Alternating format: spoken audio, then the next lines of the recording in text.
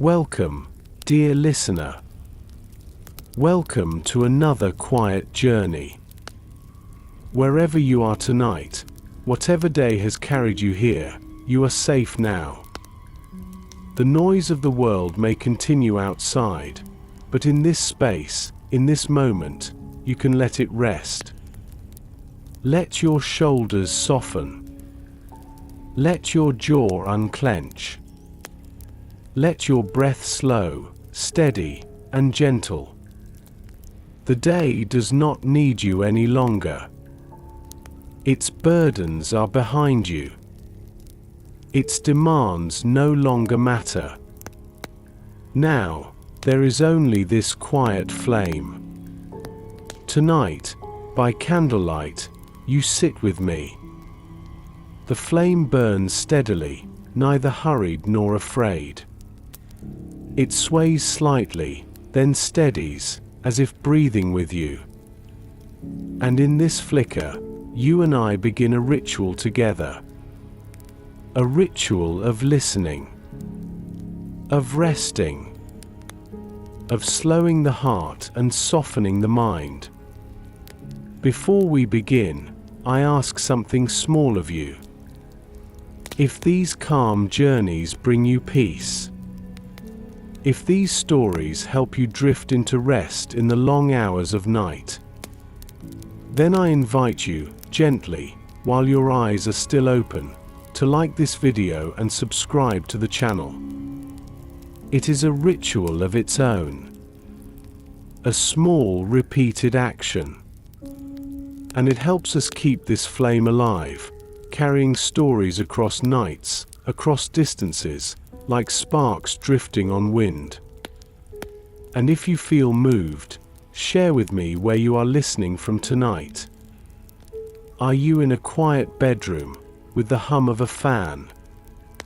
In a distant city, lights still glowing beneath your window? Or perhaps under the open sky, where real stars burn above you? Wherever you are, let yourself feel part of this circle. You are not alone in the night. Many listen with you. Many rest in this same ritual. The night belongs to you now. You have carried the weight of your day. The tasks, the voices, the noise. But you do not need to hold them anymore. Set them down. Feel them drop away from your shoulders. Feel the surface beneath you holding you steady. Breathe deeply. Not with force, but with trust. Each breath in, a small beginning. Each breath out, a small release. And let the candle be your guide tonight. Its flame is steady. Its glow gentle. Its warmth patient. This flame has no hurry. No demand. No judgment. It simply is. You may notice the way it leans slightly when a breeze moves through the room, the way it straightens again when the air grows still. In that movement is a truth. Rituals are not rigid, they are living. They adapt, they continue, they comfort. If your boss gave you a hard time today, be glad he is not a pharaoh. For in ancient courts, the line between manager and master was thin. And disobedience was not met with a warning, but with silence, exile, or worse. If you feel restless now, if your mind spins with the weight of today's troubles, know that in those ancient halls, such restlessness would not have survived long. So let it go. Allow yourself to breathe. Allow yourself to leave the noise of this modern world behind, just for a while. Allow yourself to enter the quiet where stories wait. Tonight, we speak of rituals. The small repetitions that shape our lives. You may think of them as ordinary. The way you sip coffee each morning. The way you check the lock before bed. The way you whisper good night. But these small repetitions are the quiet architecture of life. And they are also the great pillars of history. Rituals carried tribes through fear, kings through coronations, empires through centuries. The fire you sit with now is itself a ritual. People have sat before such flames for tens of thousands of years, whispering stories, sharing silence, finding safety. And tonight, we repeat that ancient gesture. The desert wind was once my companion in another story. Tonight, the candle is. It flickers softly, its light golden against the dark. You watch it, and as you do, you realize this is how rituals work. They steady us by repetition. They comfort us by their return. The flame tonight is no different than the flame that burned for your ancestors.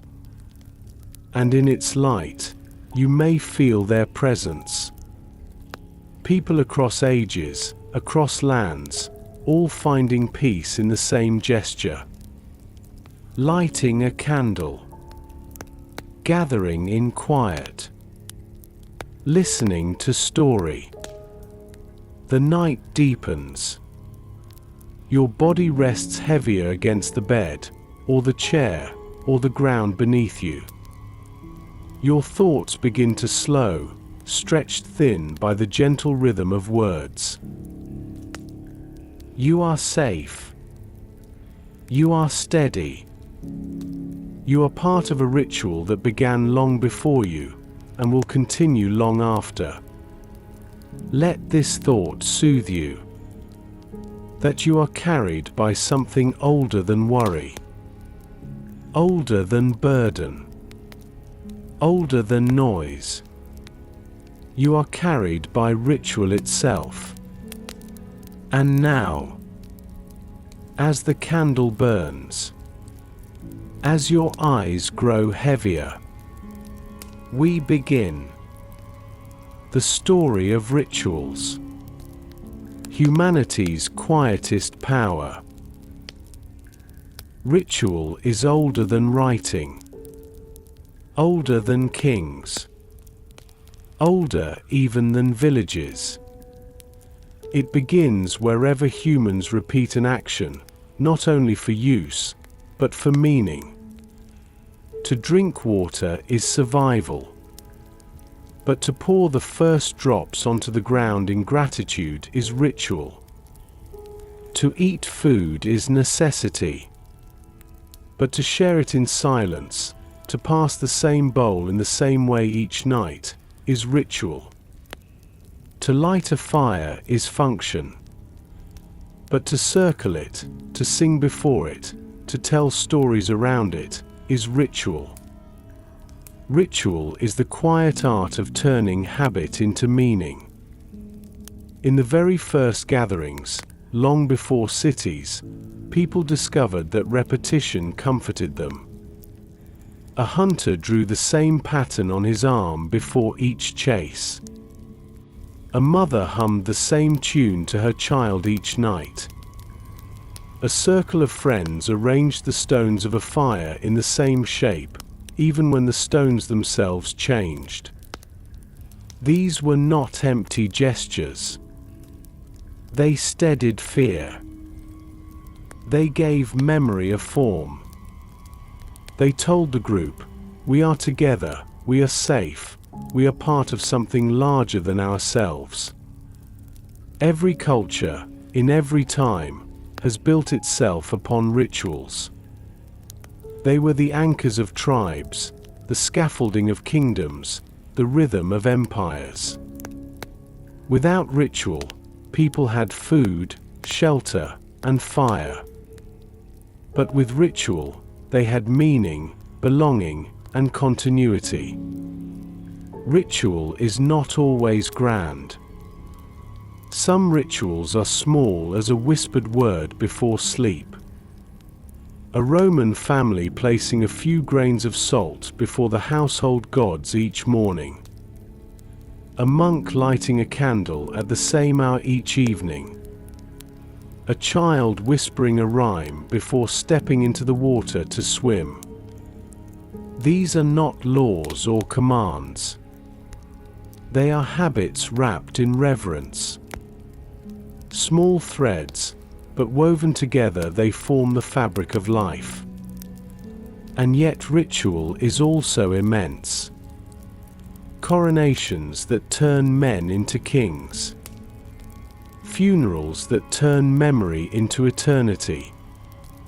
Festivals that bind thousands of strangers into a single chorus of joy. Ritual can steady the hand of a farmer and can also steady the crown of an emperor. What makes ritual powerful is not its scale, but its repetition. The act done again and again. Not once, but many times. Each repetition deepens its weight. Each return reminds the people that they are part of something longer than their own breath. This is why kings were crowned not by decree alone, but by ceremony. Why laws were not only spoken, but carved and read aloud. Why prayers are not whispered once, but daily, weekly, season after season. Ritual takes what is fleeting and makes it durable. The history of humanity can be read as the history of its rituals. The first fires became the first altars. The first painted caves became the first temples. The first offerings became the first taxes, the first laws, the first systems of governance. Ritual has always been a bridge between fear and courage, between chaos and order, between mortality and memory. The flame burning tonight is a ritual. The telling of this story is a ritual. The listening, the closing of eyes, the slow breathing of the sleeper, this, too, is ritual. And so, when we speak of rituals, we do not speak of something ancient and distant. We speak of something present, something alive in every moment.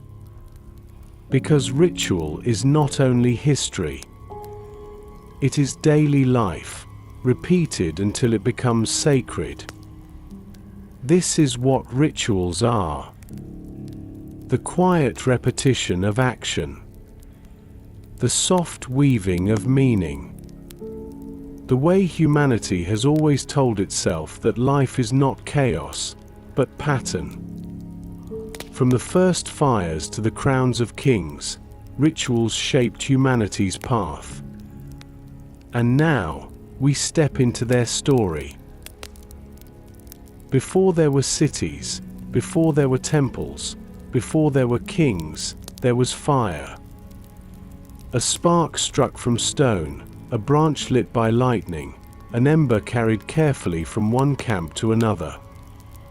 Fire was both miracle and necessity. But when humans began to gather around it, something changed. The fire was not only warmth, not only protection from beasts, or light in the dark. It became a circle. A place of return. A center where people came not just to survive, but to belong. And that gathering was the first ritual. Each evening, families drew close to flames. They arranged themselves in circles, not lines. They sat in patterns that repeated. The elders close to the heat, the children drowsy at the edges. They spoke, or they listened, or they fell into silence together. The sparks rising into the night sky were the first prayers. The steady crackle the first music. The rhythm of flames the first teacher of time. This was no accident. The fire was fed in the same way each night. Sticks placed carefully, larger logs added slowly. One person tended it, then another. Each motion repeated until it became tradition. To keep the fire alive was not only survival. It was ritual. A rhythm that gave people trust. The fire will not fail, the circle will not scatter, tomorrow will come. And around those fires, stories were born. Hunters recounted the day's chase. Elders spoke of ancestors. Mothers sang of spirits who guided the forest, the river, the wind. Each story repeated across nights. Shaped slightly by each teller, but remembered enough to become familiar. In the telling, fear softened. In the repetition, memory became teaching. The fire was a classroom, a temple, a court, a stage. And the act of sitting together became a ceremony in itself. The forest watched and learned too. Wolves kept their distance, knowing that fire meant people. Owls circled above, hearing laughter and song beneath the glow. Even the trees bore the mark of ritual, blackened where logs were cut, scorched where flames licked close. Nature became part of the ceremony. And in return, the ceremony gave nature meaning. The rising sun after a night of fire felt like reward. The stars above the flames felt like witnesses. This gathering around flames was the first church without walls. No priest, no crown, no law was needed. Only repetition. Only the quiet truth that when people came together in the same way, night after night, something greater than survival emerged. Community. Memory. Belonging. Over generations, the fire became sacred. Ashes were preserved. Embers carried from place to place. Flames inherited from one season to the next. Some groups believed their fire had never gone out since the beginning of their people. To let it die was more than misfortune, it was shame, exile, even death.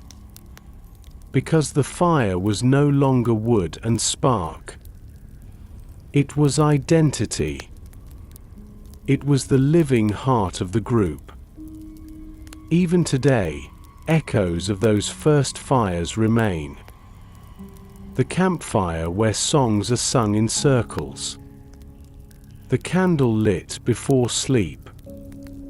The hearth in the center of a home. All are descendants of that first ritual. A flame that gathers, a light that repeats, a pattern that comforts. The lesson of the first fires is simple. That humanity's earliest ritual was not about conquest or law. It was about belonging. The flame burned, and people returned. Again, and again, and again. And in that repetition, the first thread of culture was woven. Long after the fire had become a circle of safety, people began to shape another ritual. They left marks.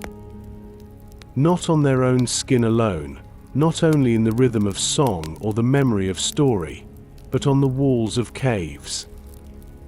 There, in flickering torchlight, hunters painted figures of animals, drawn with ochre and charcoal. Herds of bison rushing across stone. Deer with antlers spread like branches. Great beasts, half seen, half imagined, captured in color before they were ever captured in flesh. Why did they do this? The paintings were not shelter, nor food, nor fire. They could not be eaten, they could not warm the body. And yet, again and again, people returned to those walls. They painted before the hunt. They touched the shapes with their hands. They repeated the same gestures, the same images, the same prayers. It was ritual. For hunting was not only skill. It was uncertainty. The animals were larger, stronger, swifter. One mistake could mean hunger or death. And so, before the danger, people painted. Each mark became a way of taming fear. Each figure on the wall became a promise. Each repeated gesture reminded the hunter that others had done the same, and survived. The cave itself became a temple. Not in marble or gold, but in darkness and echo. The walls carried sound. Chants repeated, words whispered, songs hummed low. The firelight made the animals move, their painted forms alive in the shifting glow. And for a moment, hunters believed they had already captured what they sought. That the hunt was already done. That they carried its success into the world outside. Ritual gave them courage. A spear sharpened was useful, but a spear sharpened in silence, in rhythm, with the song of ancestors, was powerful. A cave wall painted was not food, but a cave wall filled with painted animals was a promise of food. Ritual bridged the gap between uncertainty and faith. These paintings were also memory. A child who entered the cave years later could see what had been hunted before.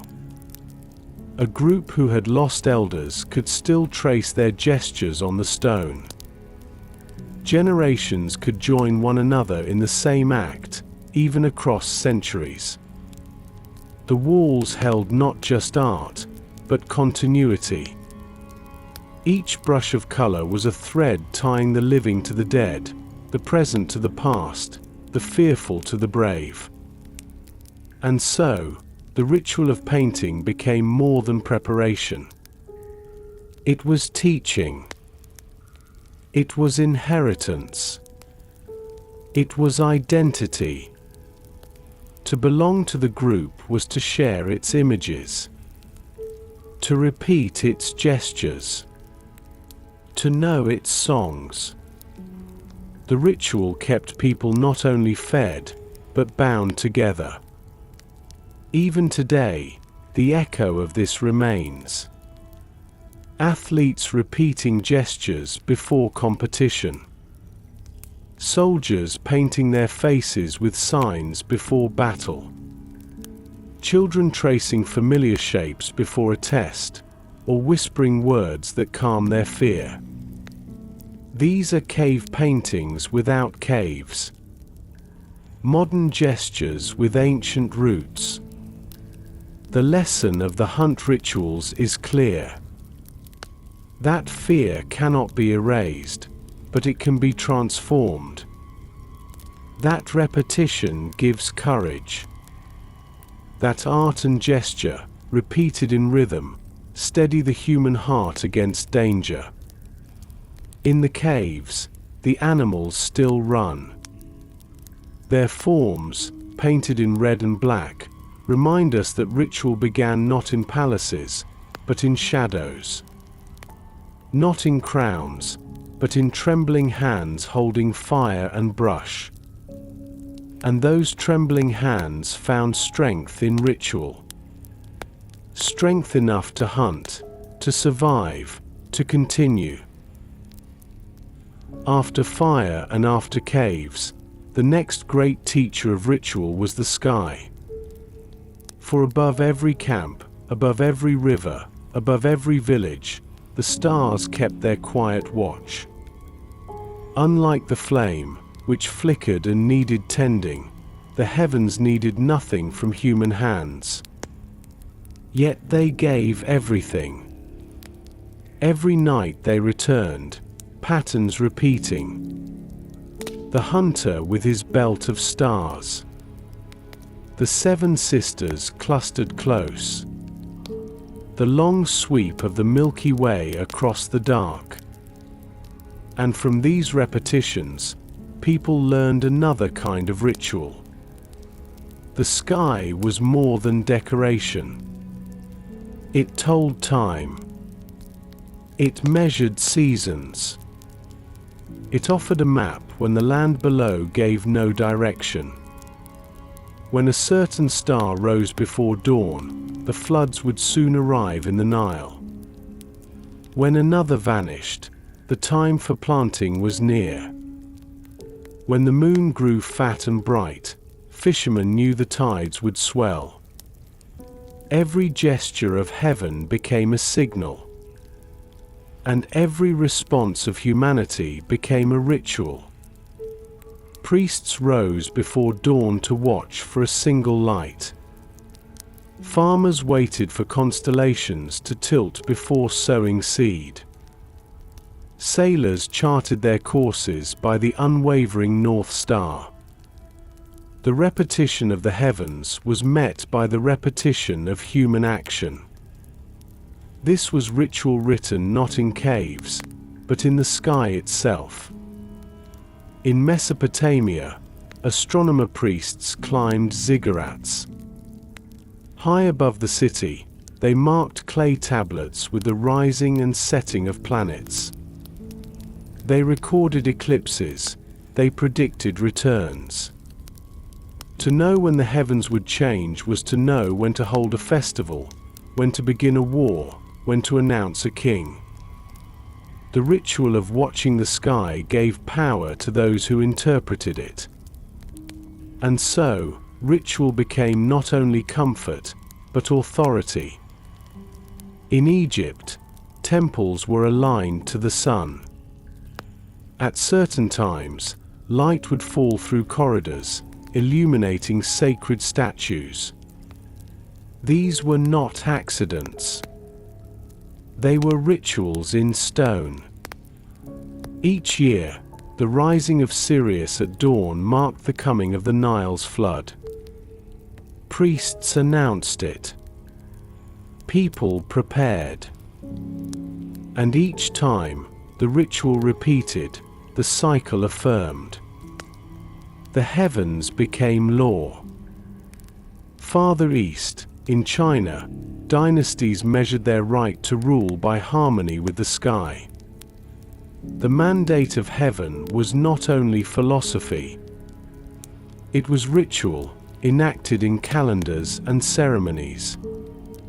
If an eclipse came unexpectedly, if the calendar slipped, people doubted their emperor. So the court kept ritual with great care.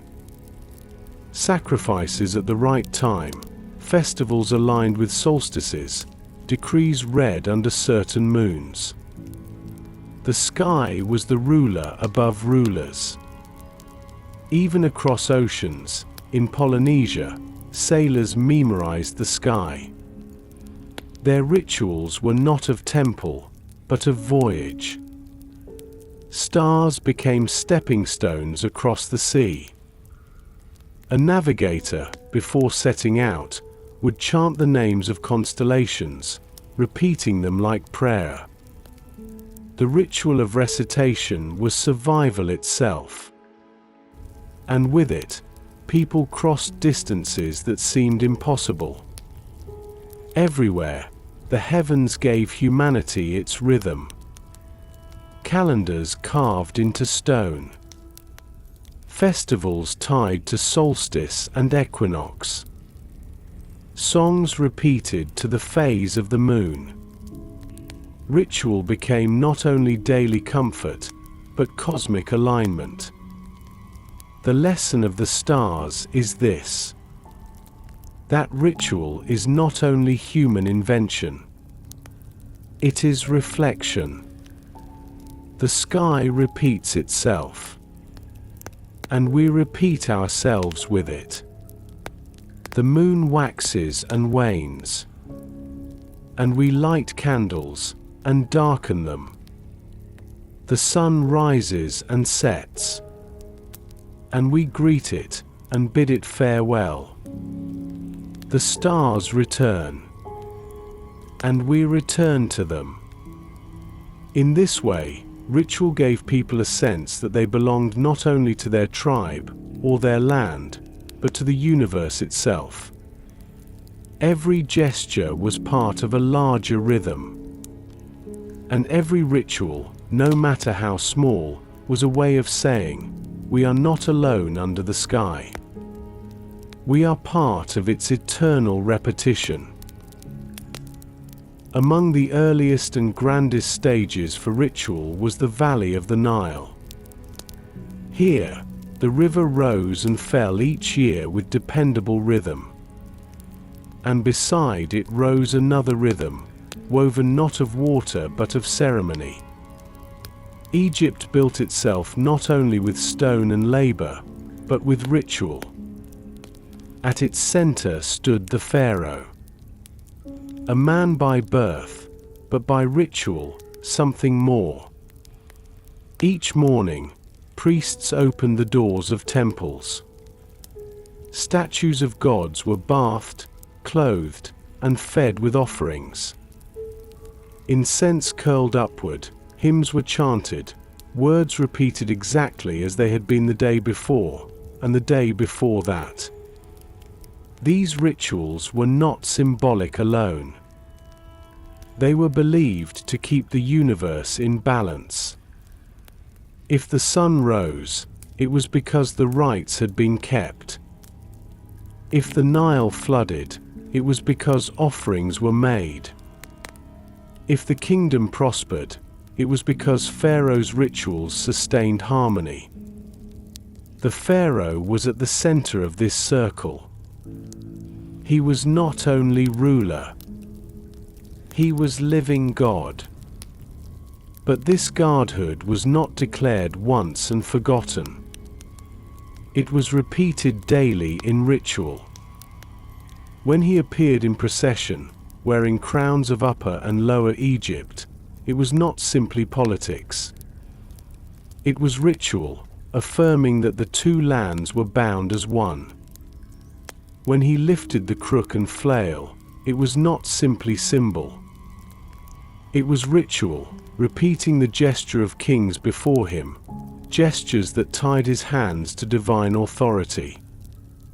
When he stood in temple ceremonies, pouring libations or offering incense, he enacted the eternal rhythm that kept the cosmos whole.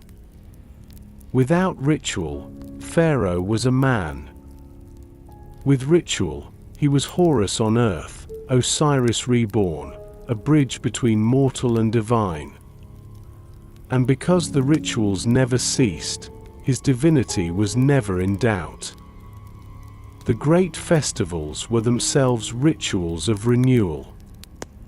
During the Opet festival at Thebes, statues of Amun, Mut, and Khonsu were carried from Karnak to Luxor, accompanied by priests, music, offerings, and crowds. The procession was not entertainment. It was ritual.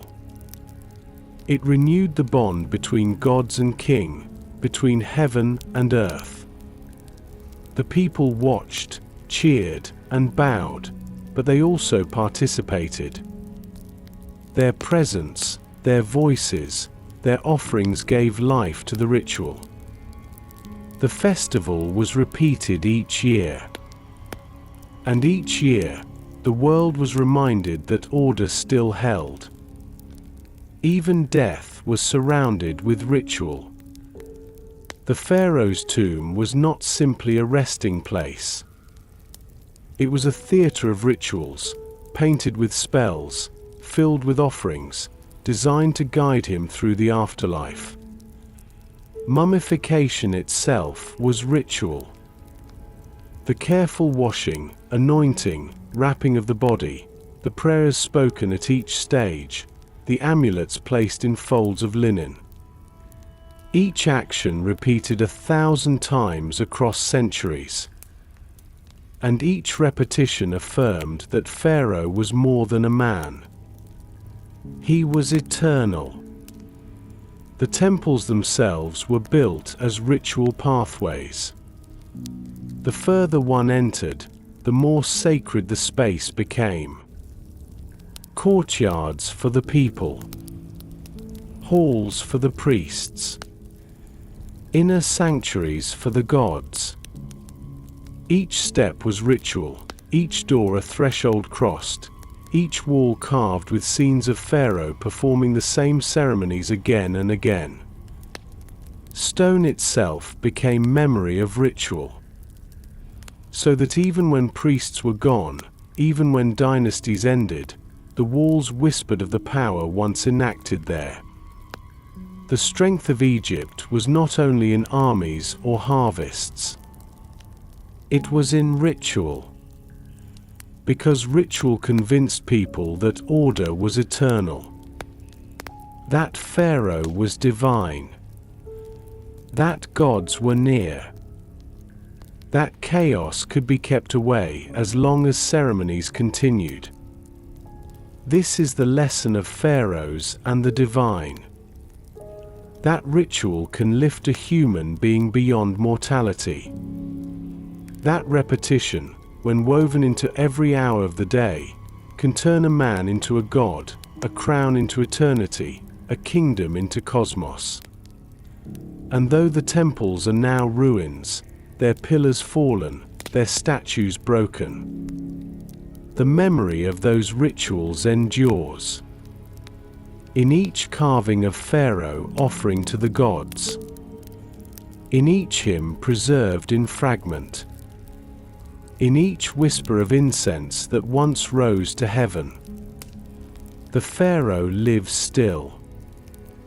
Not in flesh, but in ritual remembered. After pharaohs, ritual did not stop at kings. It flowed into the stones of temples, into the voices of priests, into the rhythm of cities. Temples were not only places of worship.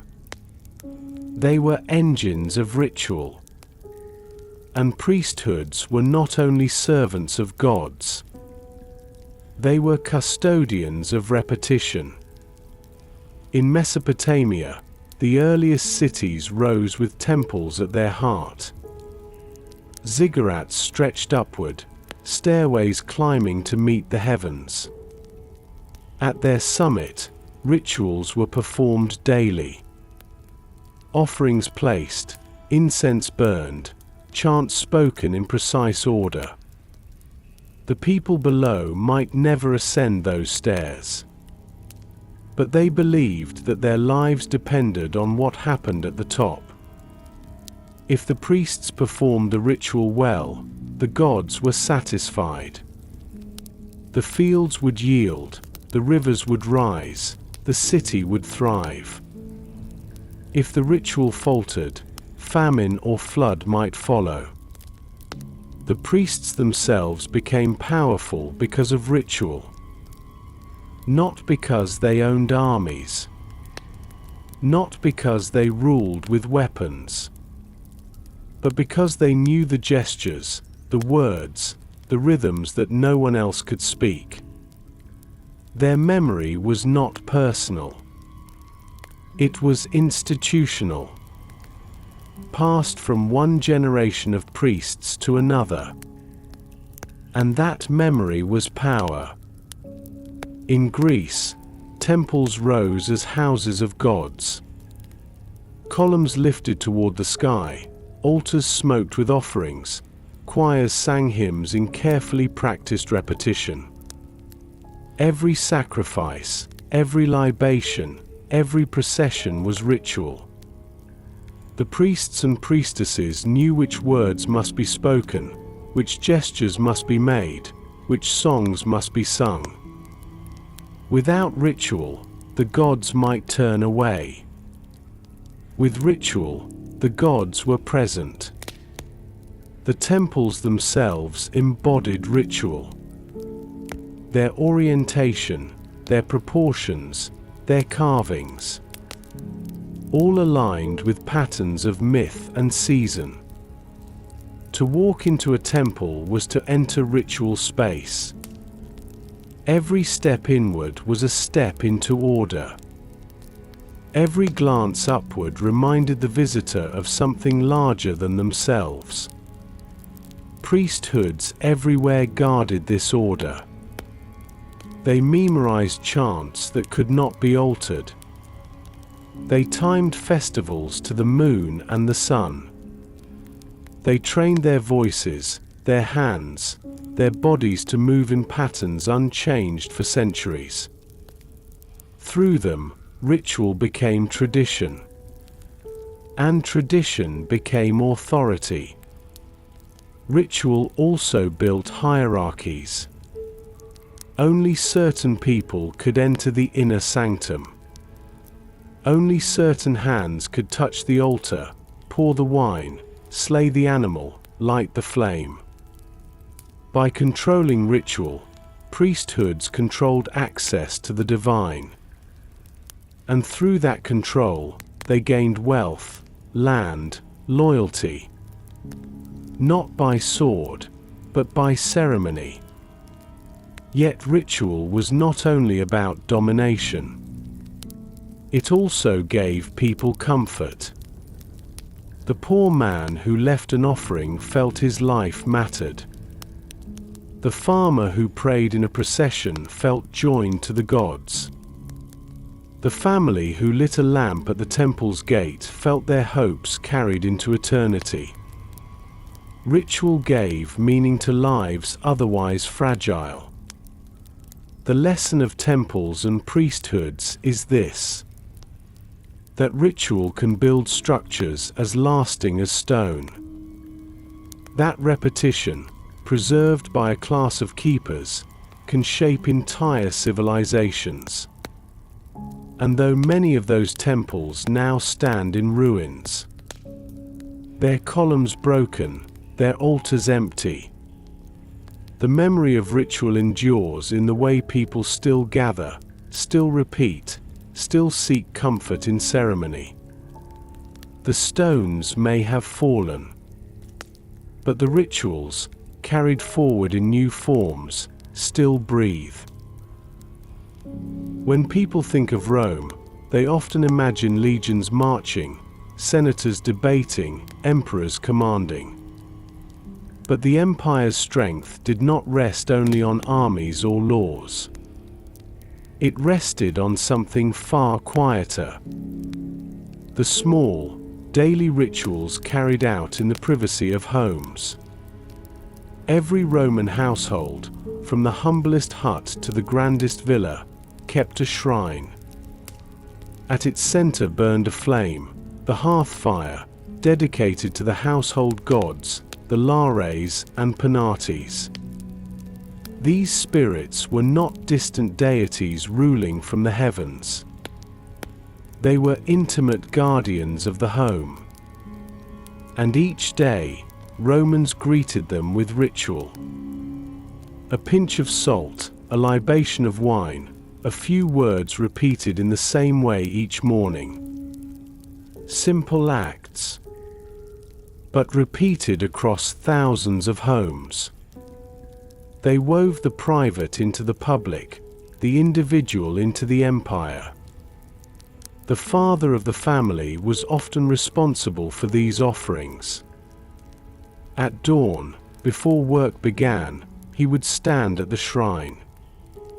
He might sprinkle meal upon the flame. He might pour a little wine. He might whisper a short prayer for health, for fortune, for protection. The mother, too, carried ritual into the rhythms of cooking and weaving. Offering the first portion of bread, the first thread of cloth, to the spirits of the home. Children learned by watching, repeating the same motions with small, clumsy hands. And so ritual was inherited, not by decree, but by daily practice. Even the architecture of Roman houses reflected ritual. The atrium, the open central space, often held the household shrine. Guests who entered saw not only wealth or hospitality, but devotion. The family's identity was tied to these small ceremonies. To neglect them was to invite misfortune. To repeat them was to assure continuity. On special days, the rituals grew larger. Birthdays were marked with offerings. Marriages with libations. Deaths with prayers, food left at graves, lamps lit in remembrance.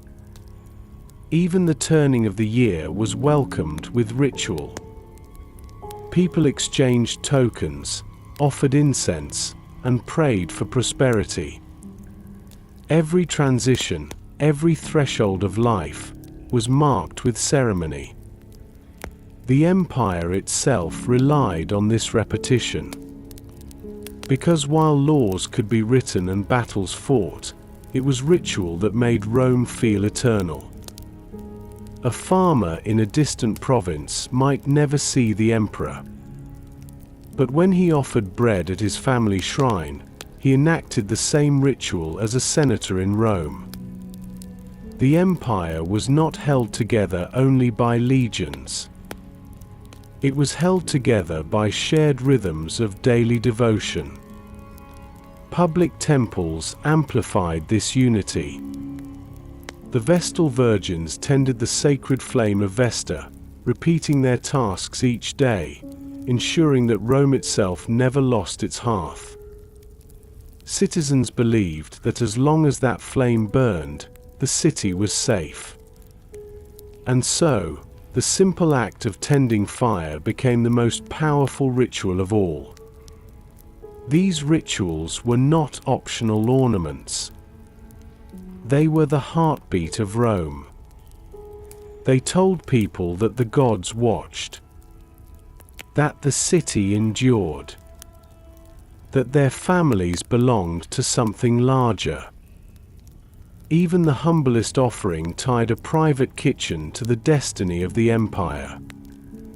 The lesson of Rome's daily rites is this: that power is not sustained by force alone. It is sustained by repetition, by ritual, by the small acts that turn private lives into shared identity. Rome's empire stretched across continents. But it also stretched across kitchens, courtyards, and hearths. And though its legions are gone, its roads broken, its temples in ruin, the memory of ritual remains.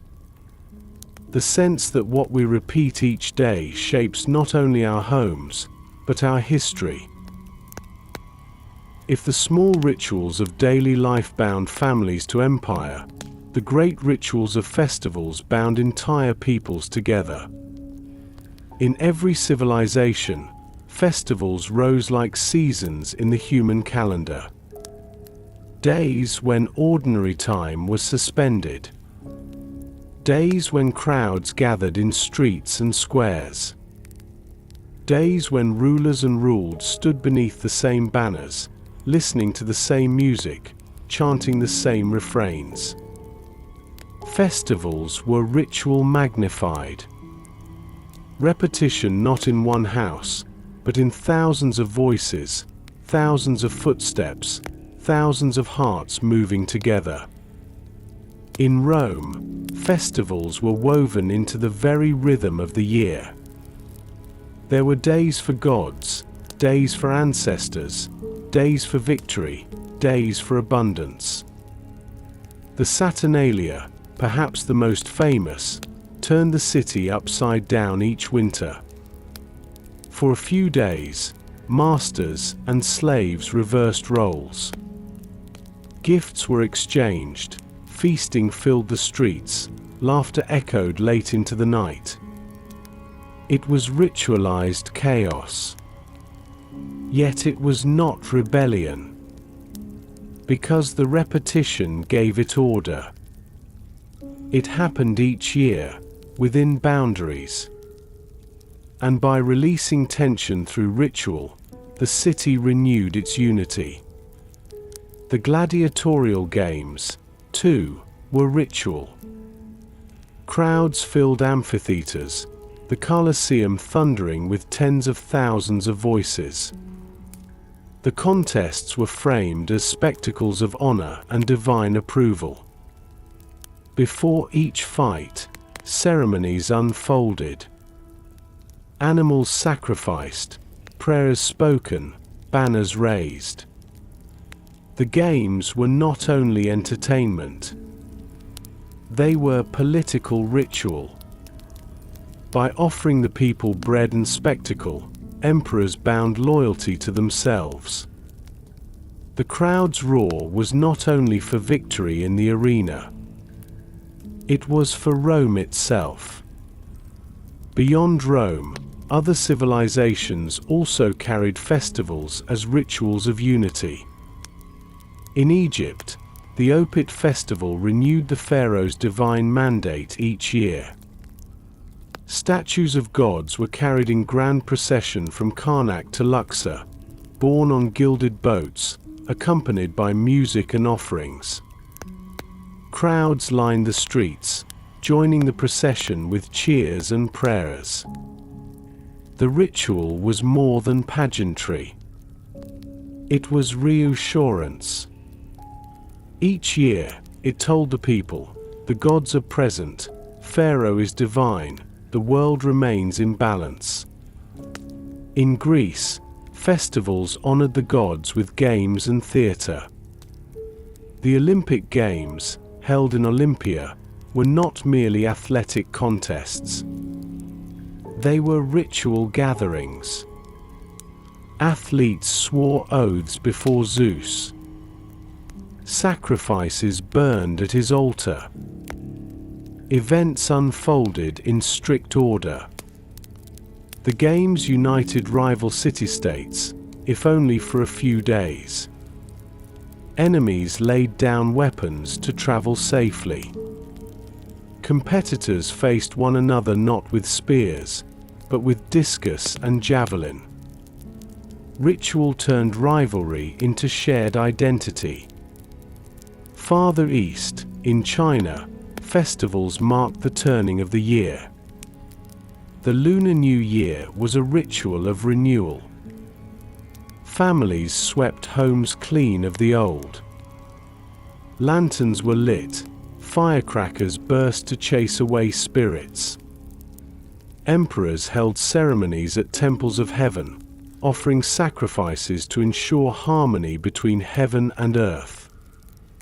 The repetition was more than tradition. It was survival. Because when the empire's calendar aligned with the heavens, people believed the mandate of heaven endured. Festivals also belonged to the people themselves. Markets swelled, songs spread through streets, neighbors shared food and laughter. Ritual gave them license to step out of routine, to join in something larger. Even the poor, who had little voice in politics, found belonging in the rhythm of festivals. For a day, the city was theirs too. Rulers understood this well. Festivals were carefully timed, often following harvest, or victory, or coronation. By repeating them, rulers stitched themselves into the fabric of time. They became not just leaders, but symbols of continuity. A king might be forgotten, but the festival he had established would outlast him. And in being repeated, it made his rule eternal in memory. The lesson of festivals is simple. That ritual can take thousands of strangers, and for a day, make them one. That repetition, celebrated together, dissolves the boundaries of class, wealth, and distance. That unity, though fleeting, becomes real through ritual. Even today, echoes of these ancient festivals remain. National holidays, parades, fireworks, concerts, sporting events. Each is more than leisure.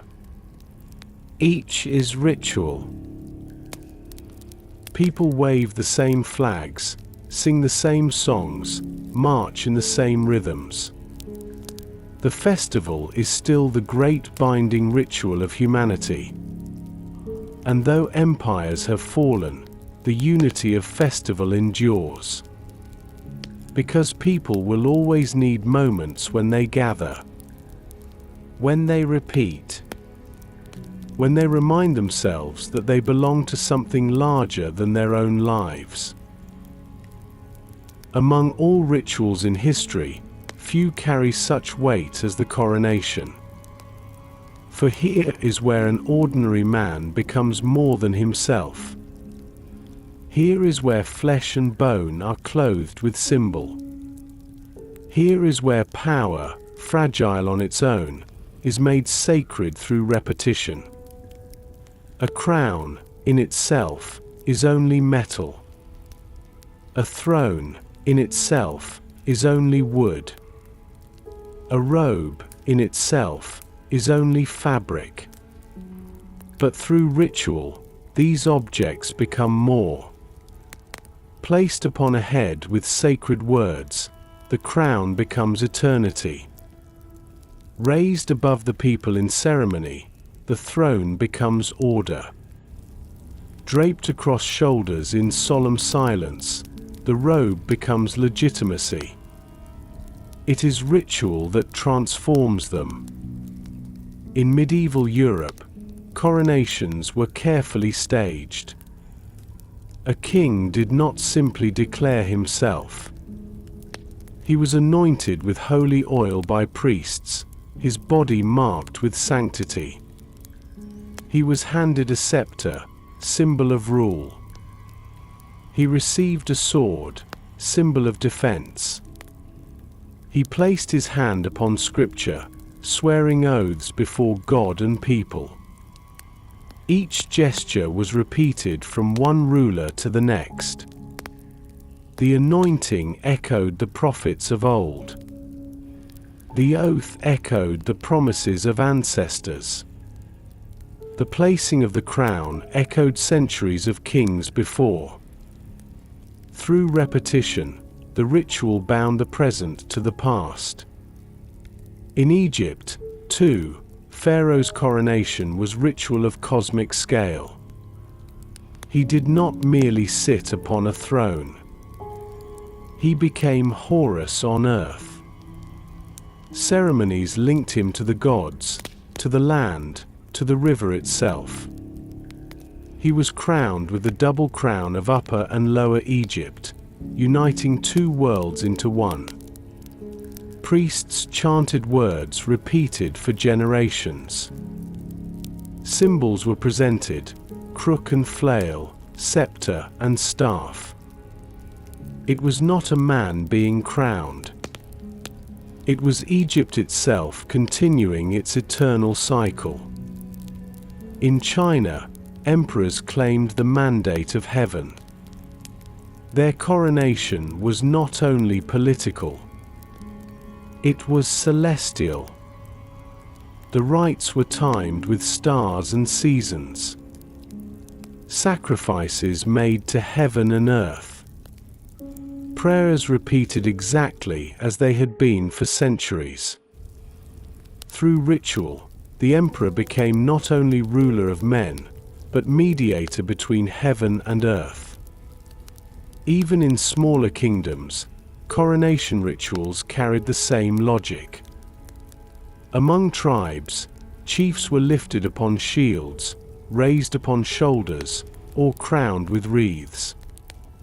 Each act was more than celebration. It was ritual. The lifting, the crowning, the shouting of acclamations, the singing of songs. All repeated, all inherited. Each repetition reminding the people, this is not new, this is continuity. Without ritual, kingship is fragile. A man claiming authority can be challenged. But a man crowned through ritual is not only himself. He is tradition, he is the echo of generations, he is the living memory of a people.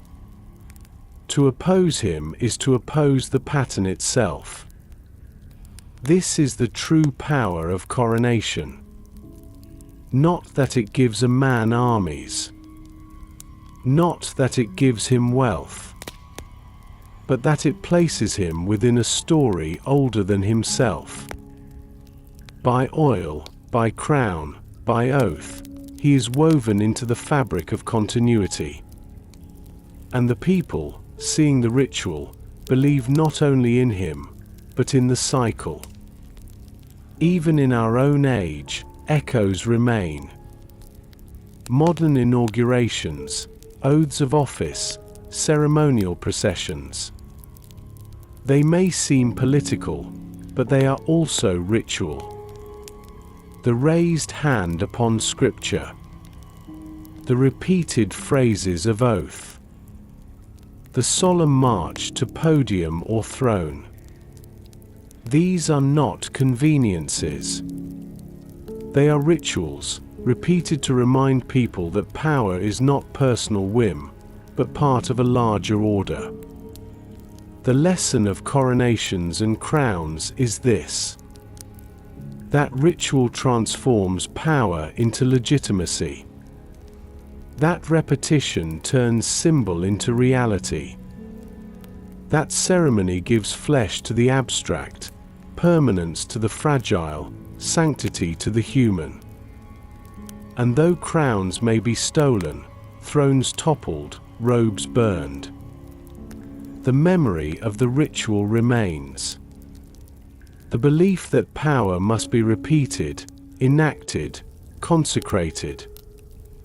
And in that belief, rulers continue to rise, again and again. If birth brought the first rituals of life, death brought the most enduring. For when a person's breath ceased, when their body grew still, what remained was memory. And ritual was the way memory was given form. From the earliest burials to the grandest tombs, humanity answered death not with silence alone, but with ceremony. Archaeologists uncover graves older than writing. Bodies laid carefully, not discarded. Stones arranged, flowers placed, tools and ornaments buried alongside. These were not accidents. They were rituals. The act of preparing the dead, of marking the place, of returning again to remember, was a pattern repeated across thousands of years. Even in the simplest graves, ritual whispered, "This life mattered, this life belonged, this life continues in memory." In Egypt, the rituals of death became monumental. Mummification was not only preservation. It was ritual, step by step, prayer by prayer. The washing of the body, the removal of organs, the anointing with oils, the wrapping in linen. Each act accompanied by words spoken in precise order. Amulets placed between folds, symbols drawn upon the skin. Every gesture repeated, again and again, across centuries. To embalm a body was to carry it through ritual into eternity. The tombs themselves were vast theaters of ritual. Walls painted with spells, with journeys of the soul. Chambers filled with offerings, food, drink, treasures, servants carved in wood or stone to accompany the dead. The Book of the Dead itself was ritual in text. Prayers written, to be spoken again and again by priests, or by the soul itself in the afterlife. Death, in Egypt, was not an end. It was a ritualized passage. And Pharaoh's death was not only his own. It was the renewal of cosmic order. Each royal funeral repeated the same gestures, affirming that even as kings died, kingship lived. In Mesopotamia, too, rituals of death were central. Clay tablets describe offerings of bread, water, and oil at tombs. Families returned regularly to feed the spirits of ancestors. To neglect the ritual was dangerous. The dead might grow restless, their shades wandering, hungry, forgotten. But to repeat the ritual was to keep the bond strong, to remind the living that their roots were deep, their identity secure. In Greece, funerals carried the dead through ritual steps. Lamentation by family. Washing and anointing of the body. Procession to the grave. At the graveside, libations were poured, prayers whispered, songs sung. Each act repeated, each generation remembering. The dead were not lost, but kept alive in ritual. Rome inherited and expanded these traditions. Funerals were public, processions winding through the city.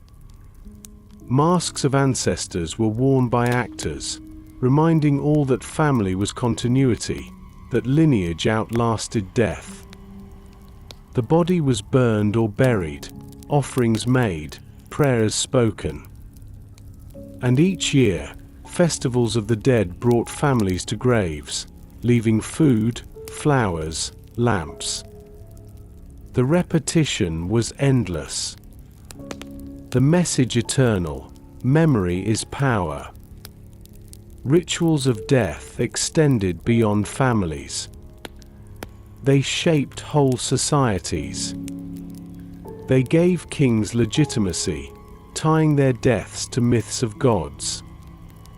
They gave citizens identity, tying their ancestors to the soil of their city. They gave empires continuity, tying the present to the deep river of the past.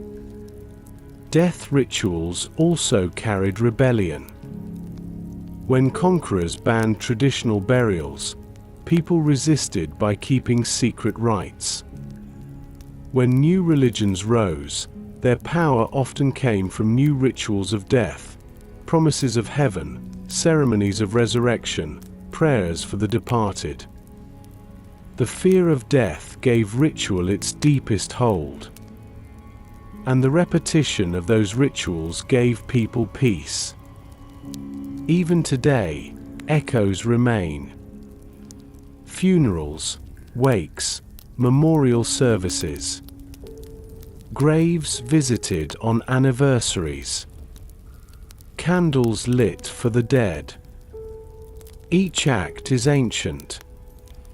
Each act is ritual. The same gestures once performed in caves, in temples, in cities of marble, continue in our own quiet cemeteries, our own whispered prayers. The lesson of death rituals is this: that power can outlast life, not only in monuments, but in repetition.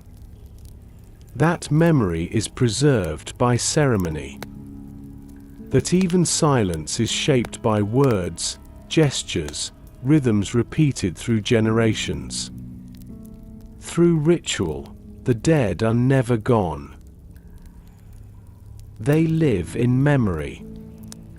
They live in story. They live in the repeated actions of the living. And so, in ritual, life extends beyond breath. If death gave ritual its deepest hold, religion gave it its broadest reach. For long before doctrines were written, before sacred texts were copied, before beliefs were debated in councils, there was ritual. It was ritual that carried faith from one generation to the next. It was ritual that bound the unseen to the seen. It was ritual that turned belief into practice, and practice into life. Religion without ritual is only idea. It is the chant, the prayer, the offering, the gesture, the repeated action that makes the idea real. Faith is invisible, but ritual makes it visible. The bow of the head, the lighting of a flame, the sound of a chant repeated. These are the forms that hold belief, like vessels carrying water. In the earliest temples, religion was almost indistinguishable from ritual. Priests spoke sacred words not once, but daily. Altars burned with offerings morning after morning. Festivals returned with each season. Religion lived not in argument or philosophy, but in rhythm. The gods were present because rituals were repeated. In Mesopotamia, hymns were sung with measured cadence. The same words carried across centuries. The same prayers repeated in the same order. To forget a line, to alter a phrase, was dangerous. Ritual gave the divine its stability. The gods were not fickle, because their worship was not fickle. In Egypt, the daily temple rites were religion itself. Priests bathed, clothed, and fed statues of gods. Not as symbols, but as real beings who required care. The repetition kept balance, kept the world from sliding into chaos. Religion was ritual, and ritual was religion. In Greece, liturgy shaped worship of Zeus, Apollo, Athena. Festivals had their processions, sacrifices had their chants, temples had their prayers. Philosophers argued about divinity. But ordinary people met the gods through ritual. By walking in processions, by offering animals, by singing hymns. The act itself was the faith. In Judaism, ritual became covenant. The Sabbath repeated each week. Candles lit, bread broken, wine blessed. Each action was a ritual binding people to God. The festivals, the prayers, the dietary laws. All were rituals, repeated across centuries. Even in exile, far from temple, it was ritual that carried identity. The same prayers spoken in Babylon, in Jerusalem, in Spain, in Poland. Ritual became survival. In Christianity, ritual carried the story of Christ. Baptism repeated the passage from death to life. The Eucharist repeated the Last Supper, bread and wine taken again and again across generations. Liturgy repeated scripture, prayers, hymns, in endless cycle. The faith itself was built not only on belief, but on ritual enacted daily, weekly, yearly. In Islam, ritual is woven into the very pillars of the faith. 5 daily prayers, facing the same direction. The fast of Ramadan, repeated each year. The pilgrimage to Mecca, repeated across centuries by millions of feet circling the same stone. Each act is ritual. Each act repetition. Each act a way of making faith alive in body, in voice, in rhythm. The power of ritual in religion is not its grandeur. It is its constancy. The chant repeated in a small village is the same chant in a great city. The prayer whispered by a child is the same prayer sung by a choir. Ritual unites across space and time. It weaves communities, it anchors memory, it steadies the heart. Ritual also protects faith. Texts may be lost. Debates may divide. Rulers may rise and fall. But as long as the candle is lit, as long as the chant is spoken, as long as the prayer is repeated, the faith endures.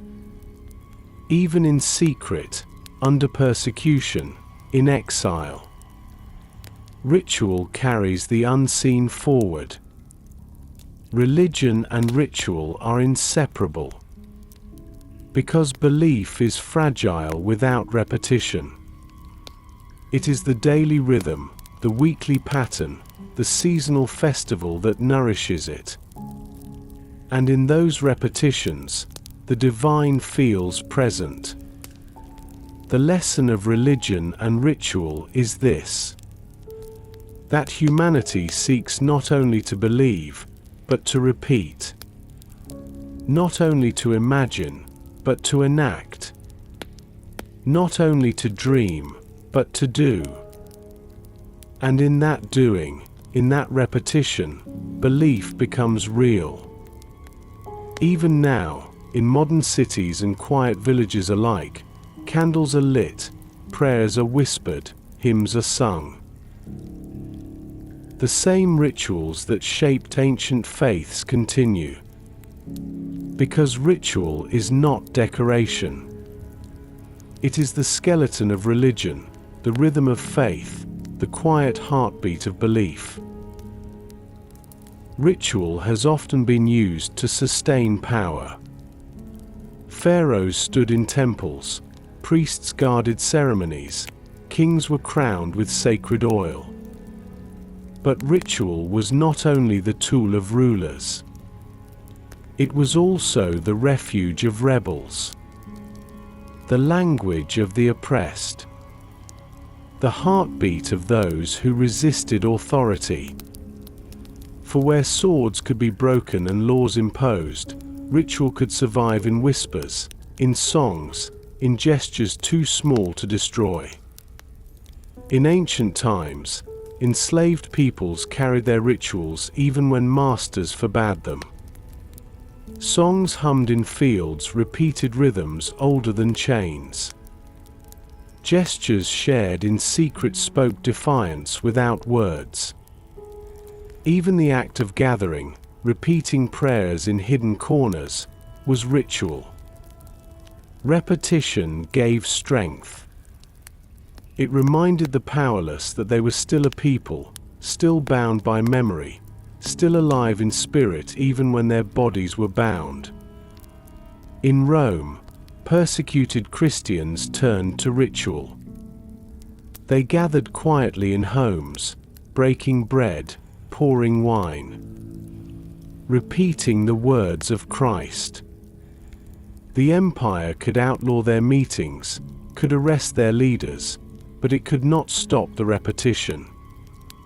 Each small gathering, each whispered prayer, was a ritual of resistance. By repeating it, they survived. In medieval Europe, secret groups formed rituals of their own. Knights swore oaths, rebels exchanged coded gestures, brotherhoods sang songs that carried meaning only to those who knew. These rituals built trust. A handshake, a symbol, a phrase repeated, these became bonds stronger than law. Because ritual could not easily be erased. In Africa, rituals carried across oceans with enslaved people. Forbidden from practicing their ancestral religions, they wove old rituals into new forms. Drumming patterns, dances, prayers to saints that also carried the names of older gods. Repetition kept memory alive, even under oppression. What seemed harmless to masters was, in truth, resistance.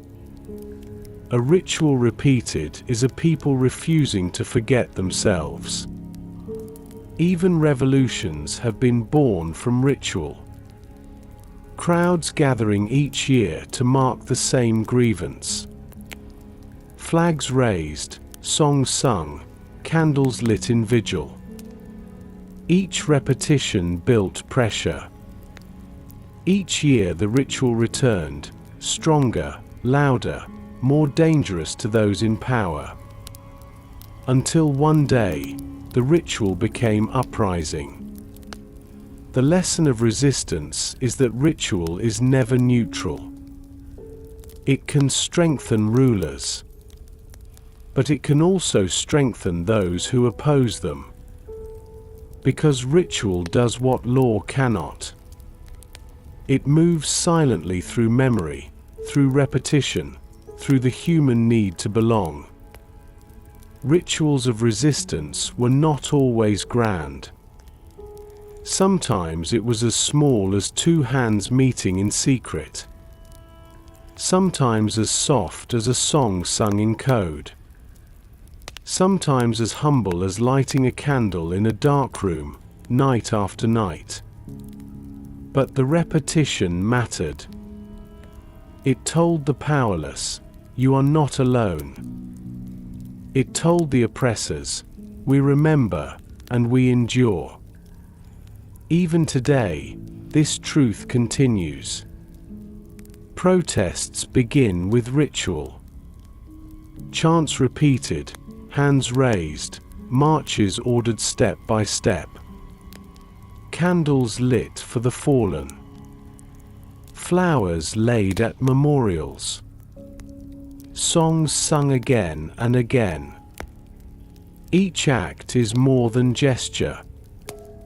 It is ritual. And ritual, repeated, becomes resilience. The lesson of rituals of resistance is this: that repetition is power, even when hidden. That ceremony belongs not only to palaces, but to prisons and fields. That ritual can comfort the weak, unite the scattered, and defy the strong. And though rulers fall, the rituals of resistance endure. Carried in song. Carried in memory. Carried in the quiet acts repeated until freedom comes. When people think of ritual, they often imagine the ancient world. Pharaohs in temples. Priests chanting in sanctuaries. Kings crowned beneath golden arches. But ritual never vanished with the ruins of empires. It lives quietly in modern life. Sometimes disguised as habit, sometimes dressed as celebration, sometimes raised high as national symbol. The form has changed, but the essence is the same. Consider the morning. For many, the day does not begin with sunrise alone. It begins with ritual. The making of coffee. The quiet pouring of water over grounds. The stirring of sugar, the lifting of a familiar cup. To outsiders, it may seem trivial. But to the one repeating it, the gesture steadies the mind. It is not caffeine alone that wakes the body.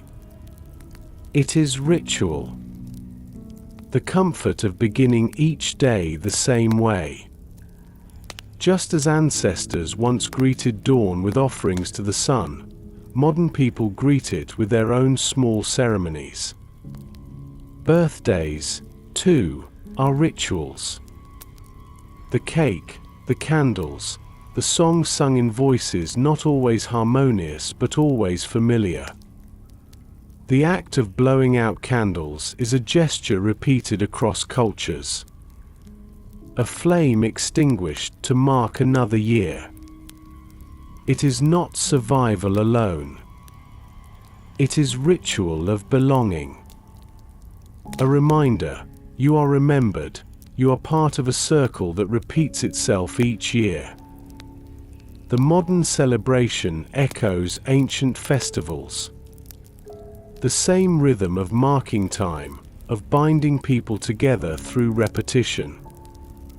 National anthems are rituals as well. Crowds rising to their feet. Hands placed over hearts. Voices lifted in song. The melody may be less ancient than a hymn to Zeus or a psalm in temple halls. But the effect is the same. To sing together is ritual. To rise together is ritual.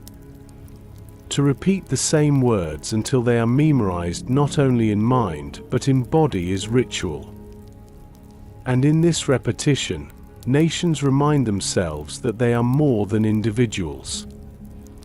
They are a collective bound by rhythm. Even sports carry ritual. The singing of an anthem before a game. The waving of flags. The chants of crowds repeated like ancient liturgy. The stadium becomes a modern temple, the players modern champions, the crowd a modern congregation. It is not only competition.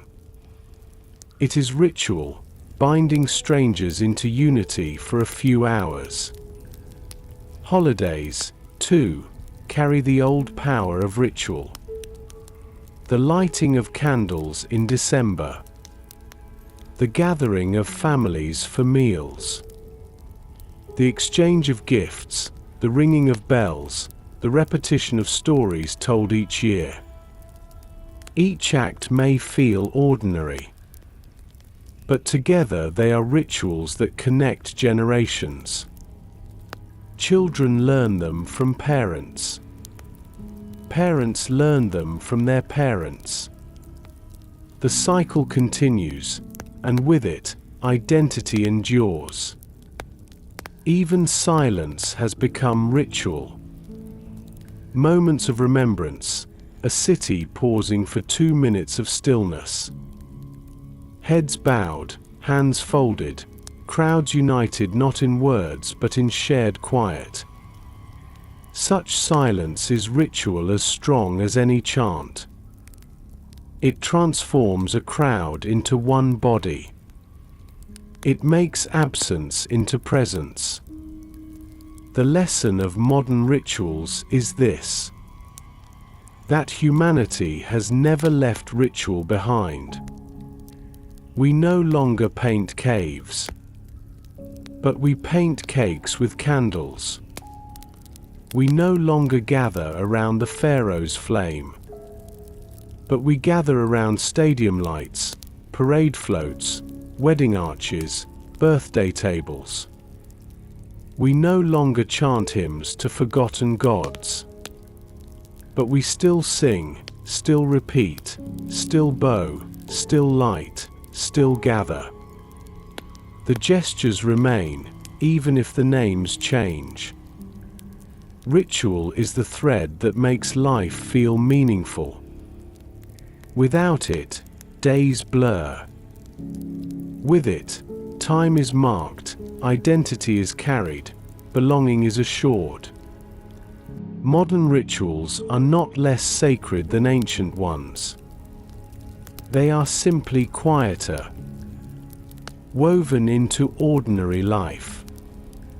And in them, the ancient need remains, to repeat, to remember, to belong. Ritual has walked beside humanity from the very beginning.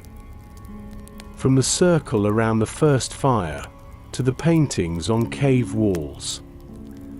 From the watching of stars, to the coronations of kings. From the chanting of priests, to the secret songs of rebels. From the pouring of libations, to the lighting of birthday candles. Always, ritual has whispered the same message. You belong, you remember, you endure. Ritual is not bound by language. It is older than words. A bowed head, a lifted hand, a shared silence. All are understood without translation. It is not bound by place. The same gesture of lighting a flame belongs to Egypt, to Greece, to Rome, to a modern home. It is not bound by time. The same rhythms that steadied hunters before the chase steady us when we sip morning coffee, when we sing together at weddings, when we pause in silence at graves. Ritual is the eternal whisper. The quiet pattern reminding us that life is not chaos, but cycle. That what is repeated gains meaning. That what is done together builds belonging. That what is remembered becomes immortal. Kings have risen on the strength of ritual. Crowns placed upon their heads, oil poured upon their skin, voices chanting their names in sacred rhythm. Priests have guarded ritual as their treasure, keeping chants alive, guarding temples, repeating sacrifices with precision so the world would not fall apart. Families have lived by ritual, lighting fires, pouring wine, setting food aside for ancestors, repeating daily prayers in kitchens and courtyards. And rebels, too, have survived by ritual. Songs hummed in secret, handshakes exchanged in shadow, candles lit where oppressors could not see. All of this tells us something simple, and yet profound. That repetition is power. The kind of power that outlasts kings. The kind of power that comforts children. The kind of power that binds strangers together. Because armies march and laws change. But rituals continue. And in their repetition, humanity continues. Even now, in our modern age, rituals surround us. We gather at tables to eat together, repeating the same words of blessing. We gather in stadiums to chant songs for our teams. We gather in cities to sing anthems, to light fireworks, to parade through streets. We gather in silence, heads bowed, hearts united in remembrance. We may not always call them rituals, but they are. And they are as powerful as those first circles of fire. Rituals comfort. They tell us that we are not alone, that others have walked this path before, that others will walk it after. Rituals control. They give shape to power, they grant legitimacy, They remind us that rulers are part of something larger than themselves. Rituals connect. They bind the living to the dead, the past to the present, the individual to the community. And so, the whisper continues. In the glow of a candle. In the rhythm of a chant. In the silence of a bowed head. In the laughter of a feast repeated each year. The whisper tells us, life has meaning, because it has rhythm. This is the eternal truth of ritual. That humanity, fragile and fleeting, found a way to steady itself. By repeating. By remembering. By weaving meaning into habit, and habit into ceremony. From the first sparks in caves to the last songs at festivals, ritual has always been the quietest power. The eternal whisper in the night. The candle burns lower now. Its flame, once bright, is softer. Its light, once steady, flickers gently against the walls. The story of rituals is nearly complete. From the first fires to the crowns of kings. From the chants of temples to the quiet songs of homes. From ancient festivals to modern mornings. We have walked together through their rhythm. And now, as the flame fades, we come to rest. Ritual has always been about endings as much as beginnings. The end of a hunt marked with painting. The end of a day marked with fire. The end of a reign marked with coronation or funeral. The end of a year marked with festival. And tonight, the end of this journey marked with quiet reflection. Every ending is also a ritual. And every ritual tells us, endings are not loss. They are continuity. The candle reminds us. Each night it is lit, each night it burns down. Each time, the flame ends. But each time, it is lit again. So too with ritual, so too with life. Each cycle returns, each gesture repeats, each rhythm continues. What seems gone is only resting. Think of the first fire in the cave. Its embers glowing in darkness. That flame has long since died. And yet, in the candle you watch tonight, it still lives. The ritual survived across thousands of years. Because rituals never truly end. They whisper forward. From one person to another, from one generation to the next. As the candlelight softens, so too does the body. The shoulders heavy, the breath slow, the heart quiet. This, too, is ritual. The ritual of rest.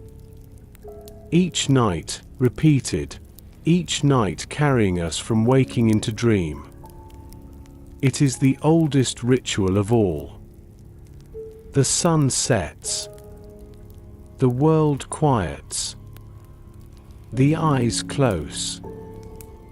And we return to it again and again. Tonight, you are part of that rhythm. The story has been told. The flame has burned. The words have repeated. Now silence arrives. Not as emptiness, but as ritual itself. A silence that comes each night, a silence that carries you into rest. Ritual is humanity's quietest power. It comforts, It connects, it controls, it endures. And now, it carries you into sleep. As the candle burns low, as its last whisper of light fades into the dark, let your mind drift with it. Sleep is not an ending. It is renewal. Just as winter is not death, but rest. Just as the snuffed candle is not gone, but waiting to be lit again.